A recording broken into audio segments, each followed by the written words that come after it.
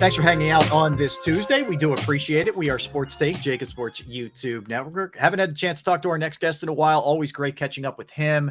Talking Eagles and NFL, does an awesome job covering the Birds for The Athletic. You can follow him on Twitter at ZBerm, the one and only Zach Berman. What's up, Zach? Hey, thanks for having me on. Good to see you guys. You too, Zach. How's your summer, man? Anything interesting? What have we done? Gotten away at all? I'm counting down the training camp. I have some other projects that I've been working on, kind of behind the scenes here, but excited for training camp to begin next week. Beautiful. You gave me a brief insight on what you were doing last week. I don't want to give it away if you're not giving it away, but I can't wait to see the finished product when you're done with it. I appreciate that. Yeah, I'll say it generally, not specifically. I've been working on a book.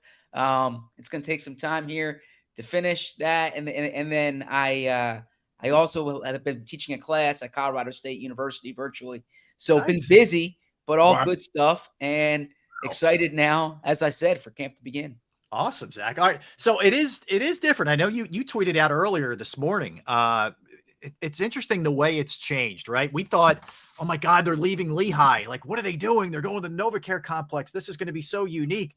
25 of the 32 teams now work out of their own facilities. I mean, the days of, there's a few left. There's a few holdouts. I believe Andy Reid's still one of them, right? And the Steelers, et cetera. But there aren't many left who don't do it at their own place, Zach.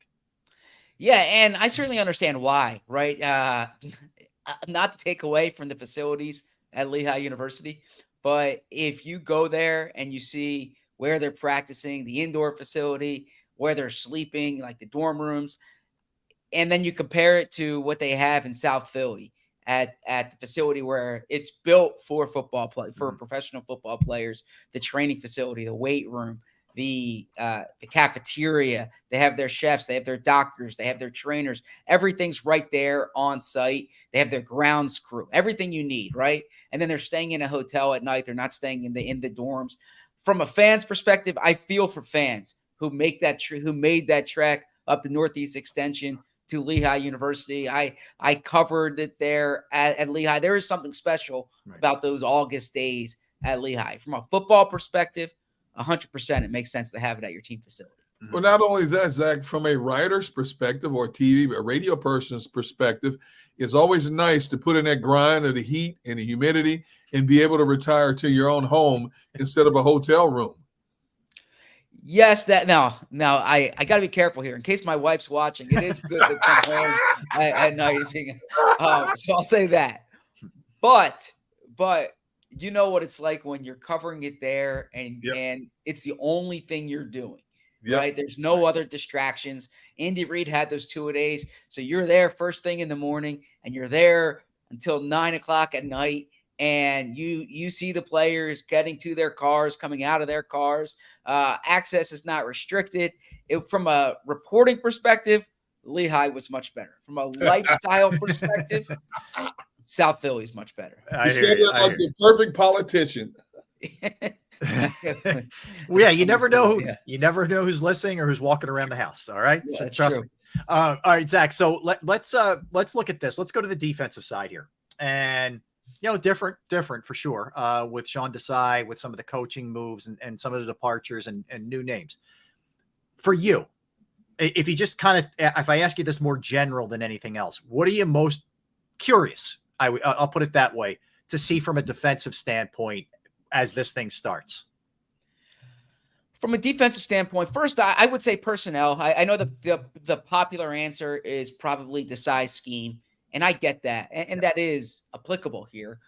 But they're replacing both linebackers and both safeties, and they are replacing a Pro Bowl caliber defensive tackle.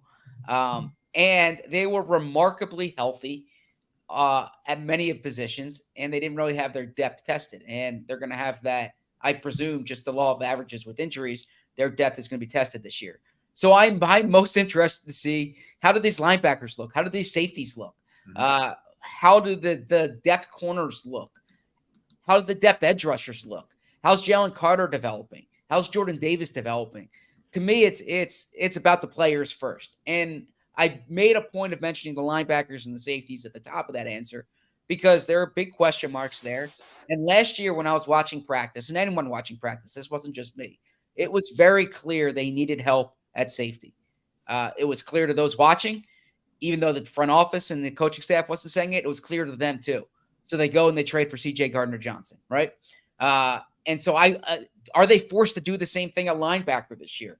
If Morrow's not where he needs to be, do they need to trade for a second linebacker with Nakobe Dean? Like there's a lot I want to see personnel wise, and then I want to see, how does Terrell Edmonds look? How's Sidney Brown look? There's so many variables there with those two positions in particular. That's what I'm most interested in watching. Zach, I'm glad you brought up the linebacking spot. And one of my questions is, can Christian Ellis push Morrow for the will side backer spot? I mean, we know what Christian Ellis did in terms of, special teams, but does he have the attributes to push for a starting role on the outside? I think Christian Ellis can push. Part of it's by default in that there's not a loaded depth chart there, but that's what it takes to break through, is just that opportunity. So I don't want to discount Morrow because he has significant starting experience in this league. He has speed. Ellis gives you more size. And if you kind of look at those two positions, Nakobe Dean's probably more similar playing style to what Kaiser White was. Now you hear often that these are interchangeable positions, and I get that. But if you want more size on the field, then that's what Christian Ellis can provide for you. Okay. Zach, Nolan Smith, will he have a similar role to what we saw from say Nakobe Dean? And Jordan Davis played a little bit more. I understand that, but will he be in the rotation in your estimation? Will this be more of a red shirt if everybody stays healthy, or will he be part of the mix? No, I expect him to be part of the mix because at edge rusher, you're rotating those guys, and you're going to play 4 or 5 players there. I mean, Derek Barnett's status is TBD here, but Smith goes in as the number 4 edge rusher, and he's going to have a definite role on this team. Now, it's not going to be 50% of the snaps or anything like that, but there will be third downs where you have Nolan Smith on the field, and it's go after the quarterback and show me that athleticism, show me that speed, and show me that length. And I think he can do that. And I'm expecting Nolan Smith to be a factor this year. It would really surprise me if his year is comparable to Nakobe Dean. The distinction there is you're not taking your linebackers off the field, but you are taking your edge rushers off the field. Okay. We've heard so many great accolades about Jalen Carter. Should we proceed with caution? Because there is a definitive time when a college player has to make that transition and settle in as a professional player. He was considered one of the elite players coming out in the college ranks this year. But because of the uncertainty of not knowing what a decided defense is going to look like, should we proceed with caution when we start looking at Jalen Carter? No, I would not. I like that answer. Caution. He is. I mean, as a football player, right? Because there were legitimate off the field questions there, and the Eagles would tell you the same thing. As a football player, he is awesome. He's awesome, and there is a transition. I don't want to downplay the transition from college to the NFL. There is a transition, but Jalen Carter, when you watched him at Georgia, you said what he can do there, he can do at the NFL, and just in terms of the strength and the blend of athleticism and the size, he's going to be a factor this year. It wouldn't surprise me if at the end of the season, he's the top defensive tackle on the roster. I concur with that. All right, let's go to the other side, Zach. Let's look at the running backs. Is this committee? Is it hot hand? Is it somebody's a leader in the clubhouse in your estimation going in? How do you view these? I'll say 4, but I'm mostly talking Penny and Swift, at least as far as the starters go. Well, it's a committee, but DeAndre Swift's the top of that committee, in my opinion. And I think Swift is going to be a huge player on this team this year, from the way he can run the ball to the way he can catch the ball. It would really surprise me if Swift does not have his best season as a pro with the Eagles. Now, they are going to mix in Gainwell, and they are going to mix in Penny. I think it's hard to rely upon Penny. Evidence shows he's not going to play a full season for you. And I know you can't always judge what happened in the past and say it's going to happen in the future, but if a player gets hurt every year, you can't be surprised if they get hurt again this year. And so I think that there's a degree of wishful, they recognize going in the risk with Penny. They also know the reward. They know that even if you have him for 10 games, he is such a strong runner and he can really be a factor there. But Swift is going to be their top guy, in my opinion. And I would really I would buy DeAndre Swift stock now because I think he's going to have his best season as a pro. Wow. All right. With that said, Zach, I'm going to put you in a category of agree or disagree. I believe the Eagles' running game will still be one of the top 2 or 3 in the National Football League, but I do not think they will have a 1,000-yard rusher. Ooh, agree or disagree there? I would agree there. I think that there's going to be a lot of yards split among different players. I don't think they're going to have a 1,000-yard rusher because of that. The caveat is Jalen Hurts could be a 1,000-yard rusher. And I say that everywhere I turn, people I talk to, people I read, it's well, they're going to scale back Jalen Hurts' running. Says who, right? What? Because when Jalen Hurts is your quarterback, you're signing up for the full Jalen Hurts experience. What makes Jalen Hurts a $250+ million quarterback is because he's so dynamic as a passer and as a runner. It would surprise me if they limited Jalen Hurts' running. Now, there are things you can do in terms of how many hits he's taking away some unnecessary runs, but Jalen Hurts is going to run the ball because that's what he does exceedingly well. And if he runs it enough, he'll be he has the ability to be a 1,000-yard rusher. What do you, Zach, in your estimate, and look, he had an unbelievable year last year, no denying it. What do you think he needs to do better? Would you like to see him improve upon? Let me put it to you that way. Yes. I mean, if they could take last year, they should sign up for that. I agree with you. Take that for the next 7 years. Yeah. Yeah. I mean, it's an obvious answer to say stay healthy, right? You don't want your quarterback on the training table in December. That's mostly out of his control, though. Yep. To me, the big thing is this. The baseline.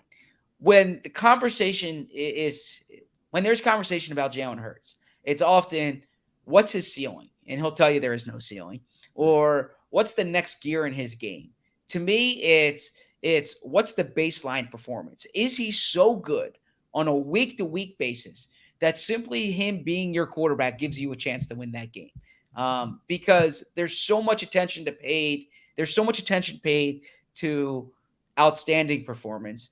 I'm more interested in regular performance. What's your typical performance? If you're having a bad Sunday, what's your bad Sunday look like?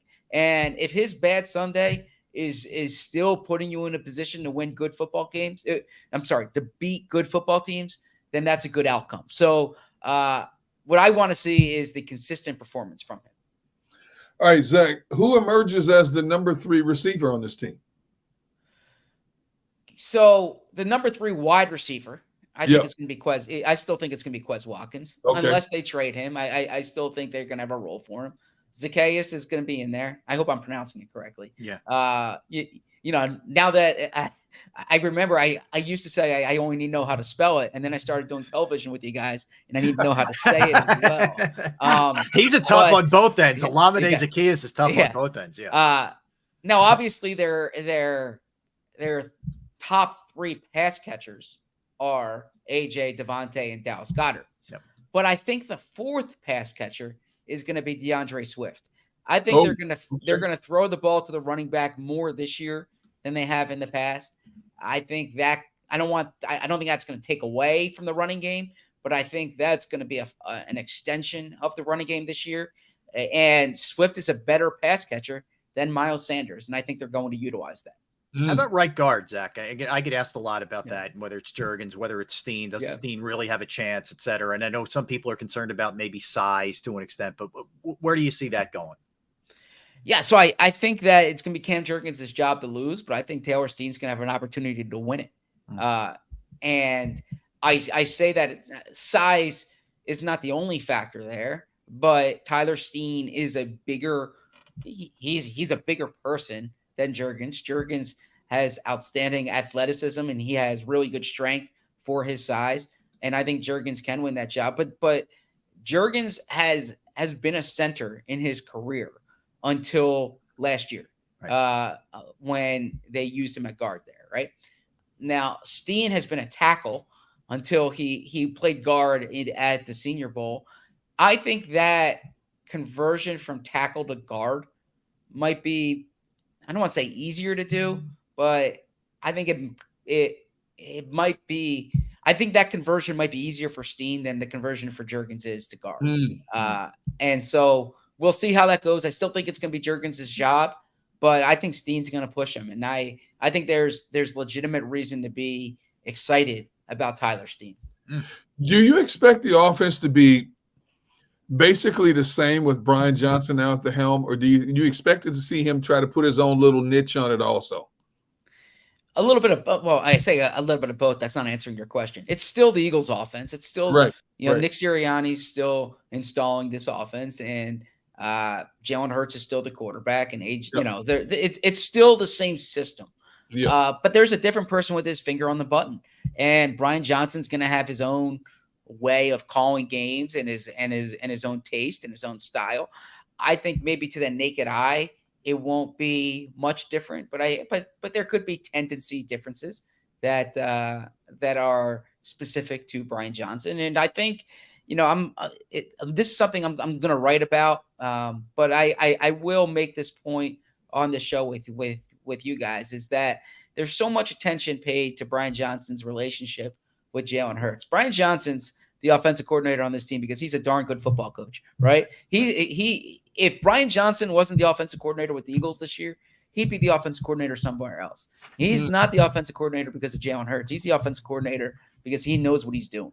And I think you're going to see that with Brian Johnson this year. Hey, let me ask you about Keely Ringo. He was one of the later guys to get in here, Zach, but he's in, bottom line. 4th rounder, really good size. Ultimately, is he projected as a corner or a safety in their estimation? I think he's an outside corner. Okay. I think that's the way, at least initially, they're going into this, that he'll have time to develop, right? I mean, they have obviously Slay and Bradbury, and they signed Greedy Williams. But he's an outside corner. I think he's an eventual starter at that position if he develops on this track. Okay. Hey, Zach, because I love getting under Rob's skin, I want you to verify something. Here we go. That Sipos is going to be punting for this team this year. Well, there's a competition there too, right? Yeah. But he's done it in games, and that gives him the advantage. Look at Rob's face. There's a reason they brought him back for the Super Bowl last year, right? He's someone who has good chemistry, obviously, with Jake Elliott in the kicking game. But Howie Roseman is very protective about his 90 roster spots, and he doesn't usually spend two roster spots on a punter. And the fact that he's spending 2 roster spots on a punter this year shows you that they at least want to have an in-earnest competition during camp. In the past, when this has come up, and I've spoken to multiple special teams coaches about this, where they say your competition is the rest of the league, right? It's a position where they can bring in someone the next day and he can be on the field. There's no scheme to learn. But the fact that they're using 2 roster spots on punters show you that they want to have a competition here. Okay. Thank you, Zach. It makes me feel a little bit better, even though Derek wasn't trying to make me feel better. All right. Let me hit you with this. Let's look at the body of the NFC here. Cowboys, Niners clearly, seem to be the other 2 along with the Eagles as far as the big 3. Where do you see it after that? Who's your next team if you were kind of ranking, competition in that conference? Well, this is not a particularly good conference. There's a big fall off from the AFC for sure. I think the Cowboys, you mentioned them in the big 3. I think the Cowboys should not be dismissed among your viewers. Yep. Because they are going to be a really good team this year. So you mentioned the Niners there. I'm curious how the Seahawks look. Mm-hmm. There's a lot riding on Geno Smith, but they have talent elsewhere on the field. You got to wonder, are the Vikings going to take a step back this year, right? They've made some changes here. Like I'm just thinking out loud. Saints, I think the Lions can be tough. Right. I think the Lions are a team that came on last year, and I like some of the moves that they've made during the offseason. Yeah, I'm not really sold on the South. So what you're and I think the Rams have gone back as well this Yep. year. So Mhm. this is a bad conference, but I think the Niners and the Cowboys are going to be really good teams. And then you got to wonder, do any of these young quarterbacks emerge? Like does Bryce Young make Mhm. the Panthers look like a much different team? Are the Falcons with Desmond Ritter can they push? There's a lot of variables here, but I do think this is three teams. I'm surprised you didn't include the Saints in that with Derek Carr down there now, and especially if Michael Thomas is all the way back to go along with Olave. Yeah, I suppose you could, but I mean, I don't think the Saints are. I think the Saints are higher on them than I are on them. I'll put it that way. Okay. And there was a reason why the Eagles made that trade with the Saints a year ago, because I think the Saints were higher on their team last year than the Eagles were, and I could see the same being the case this year. Uh, they need to prove it. I like getting Derek. I think Derek Carr has been a solid quarterback to a good quarterback with Vegas and Oakland before that, right? But I'm not sold on putting him in or putting them in the top of the NFC right now. Zach, what do you think about what's going on with the running backs? We've seen it with Saquon and Josh Jacobs and Tony Pollard, et cetera. And we've seen, and Derek and I'll get into this a little bit more in the next segment, but a lot of guys who already are established with decent deals coming out saying, this is a joke, et cetera, et cetera. I mean, is there any leverage? They have any leg to stand on, or is this just kind of where it's going to keep going and it may get worse for these guys? I don't want to say it's going to keep getting worse for these guys, and you like anyone getting paid, right? But in any business, it often comes down to supply and demand.